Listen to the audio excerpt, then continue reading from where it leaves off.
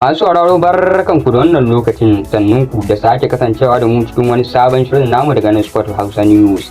Ni ne naku har kullum Ibrahim Abdullahi Abdulsalam ke sake gabatar muku da wani sabon shirin namu kai tsaye daga nan Sport Hausa News.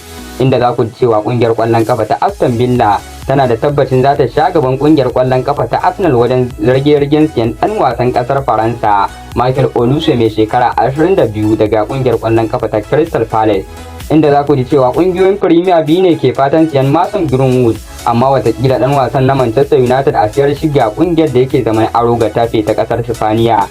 Inda za ku ji cewa dan wasa Bernardo Silva ya faɗa wa kungiyar ta Manchester City cewa yana son a fayyace masa makomarsa kafin zuwa gasar Euro na shekarar 2024 wadda za a kasar Jamus. Inda za ku ji cewa kungiyar kwallon kafa ta Chelsea ta kulle yarjejeniya ta baka da kungiyar kwallon kafa ta Palmeiras kan daukar matashin dan wasan kasar Brazil mai shekara 17 Estadio William a cewar Fabrizio Romano. Inda za ku ji cewa Manchester United ta tuntuɓi Bamin kan cewar Thomas Tuchel ya koma horas da kungiyar kwallon kafa ta Old Trafford din.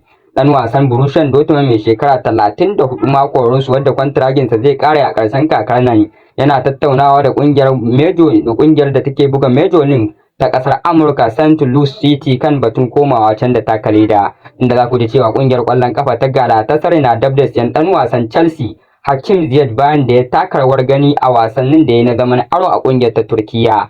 A nan kuma za ku ji cewa kungiyar kwallon kafa ta West Ham United za ta fuskanci kalubale daga kungiyar Serie A Napoli a kokarin da take yi na shirin siyan dan wasan Android dan kasar Belgium Zino de Best.